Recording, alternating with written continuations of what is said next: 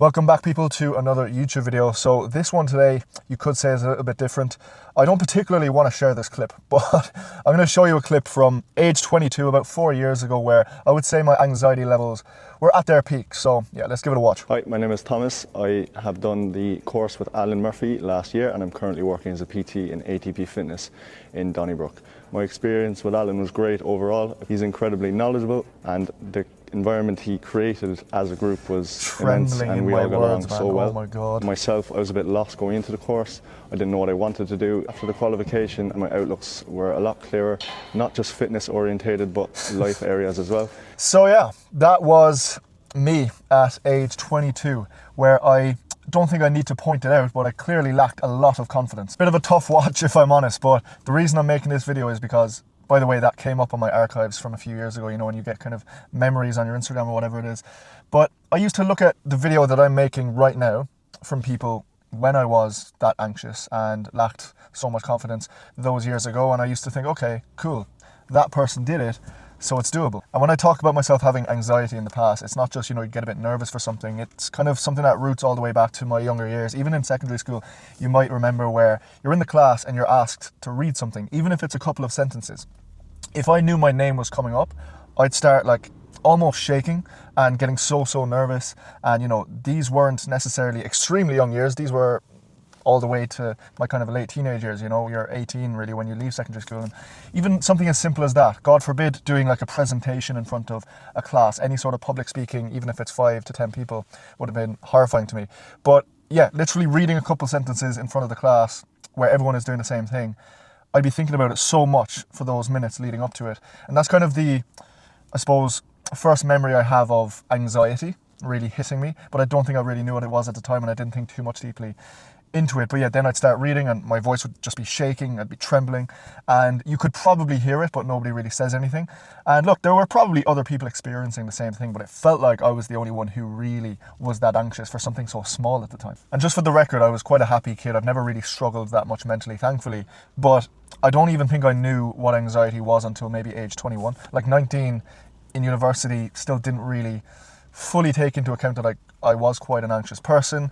And then 2021 is probably where I really started to notice, okay, this is probably something I should try and fix. Because I did my PT course, I dropped out of college and I did my PT course at age 20, just kind of after the COVID lockdowns. And that's where it really came up again, because of course I knew I had a passion for fitness and I wanted to be a PT, but for example, even just demonstrating an exercise in front of people, because that's the type of stuff that you learn, of course, in a PT course, or, I mean, teaching a class was absolutely terrifying to me.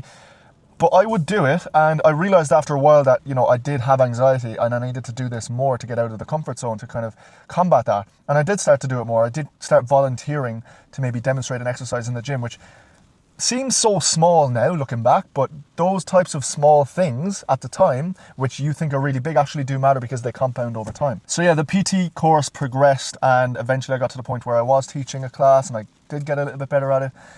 But the thought of spinning, right? I don't know if many of you have done a spinning class in the past, but of course I hadn't had a PT job yet, but I knew that would happen when I got one. And I got one at age 21. And I was really scared of that. You know, spinning's quite an intense class. And I don't want to go too off topic here, but that was another thing that I just had to overcome. You just keep doing the uncomfortable thing consistently enough, essentially, and you overcome that fear. And yeah, age 21 was definitely that kind of development year in terms of trying to overcome anxiety for the first time, I think, because looking back now, that was my first PT job, first proper job really, because all I had done before that was work in a stockroom in a supermarket, you know, Dunn's in Cork, and worked for my dad a little bit in the pub, but never really had a proper job until 21, if I'm being completely honest, in terms of properly dealing with people like I was as a PT. And I think looking back now, that was a really pivotal point in my early 20s, but also just my life, because I was dealing with so many people on a daily basis and eventually filled up my diary. And when I did get my PT job, I was just after a breakup, the only relationship I've ever had. So anxiety levels were quite high at the time, and I remember at age 21 as well, I went to therapy, only a handful of times, but I do think that helped also because it made me really deeply think about where this anxiety has potentially come from. And I don't want to get into that, right?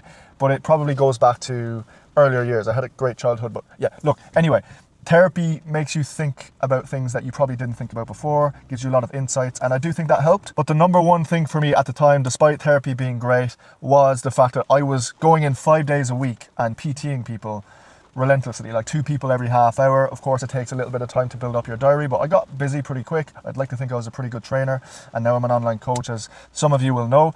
But yeah, I think I did a great job there because I was very anxious at the beginning. I think a lot of people knew I was shy as well, but I was good at what I did, you know, so people did book in with me. It's funny though, because even a couple of years later, because I was there for 2.5 years, almost 3 years, and some people would come to me a few months later and say, wow, you've really come out of your shell, you've come into your own. Because of course at 21, I was a bit of a boy, I was just a kid really, looking back, and some people really noticed that change in me, which I didn't quite notice at the time, because, you know, these people haven't seen me in a few months or whatever it may be, or just have gotten to know me over time.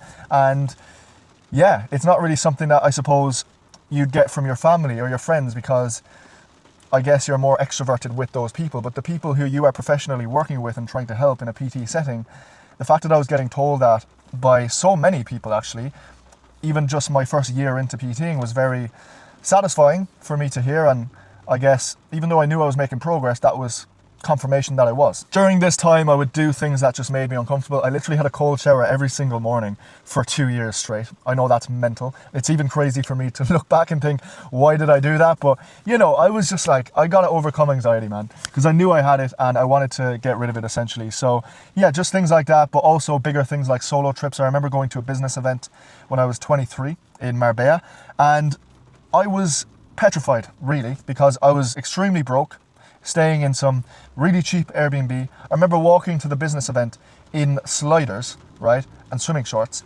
And when I showed up, everyone was just so well dressed. You know, some of you might know Rob Lipsett, and he was hosting the event, but there were so many cool guest speakers, like millionaires and multimillionaires. It was wild, and the people that were attending it, for the most part, were entrepreneurs who were doing really well, and fitness coaches who were also doing really well. But, you know, I wasn't at the time. You know, this is 3 years ago, actually, this week, I think. Yeah, June 2023. And that was another pivotal point, I think, because, yeah, you're a very small fish in a massive pond, and I guess you just are extremely uncomfortable. And again, doing those uncomfortable things consistently enough, you're eventually going to overcome some fears and anxiety. And I think that was another event which was a contribution in that journey. Then age 24, a couple of weeks after my 24th birthday, I quit my job as a personal trainer, because for so long I wanted to go traveling. I didn't know exactly where, but Asia was on my mind. So I had this plan for a few months, and I left with a couple of my friends to go to Southeast Asia. We went to Thailand and Vietnam, which was amazing. I only did like a couple months, not even, probably just short of 2 months. But that was my first proper taste of traveling, you know, because I'd only really been in Europe or done city breaks or France or maybe a trip to America with my family. That's all I'd really done in the past. I'd never gone properly traveling. So we were moving around a lot, did the whole of Thailand and then bits of Vietnam. It was really, really cool. And I guess I had a bit of money saved from my PT job, but not a whole lot. So eventually I ran out of money, and I think I wanted to come home anyway, but that was part of the reason why I came home at the time. So that was 2 years ago. And yeah, I think looking back at that, that was another building block. You know, and I came back from Vietnam ready to go all in with online coaching. That was my plan, which I did. I went to France for a month with my family, but once I got back from France in August, September 2024 is when I properly went all in with online coaching, and that's what I've been doing ever since. That's mad to think it'll be, 2 years in only a couple of months, but yeah, I guess that was another building block also, because it was a big risk, I guess, you know, you could say. I think at that age, maybe it's not a massive risk, because if there's any time to do it, it is then, but yeah, went all in, self-employed, and I'm really, really happy I did that. That was one of the best decisions I've ever made, because I have a massive passion for online coaching and I've loved it ever since. So that was another daunting experience, you know, which I had to stay locked in. I had to believe in myself. I had to ignore the anxiety at times and ignore the lack of motivation at times if it wasn't going so well, because, you know, those first few months are difficult. But yeah, things started to pick up and I was able to live comfortably, which is all I wanted, really, especially in those first 6 to 8 months. So I was happy. I was making more than I was as a personal trainer. It gave me a lot of confidence because I knew I could do it and I was getting great results, etc.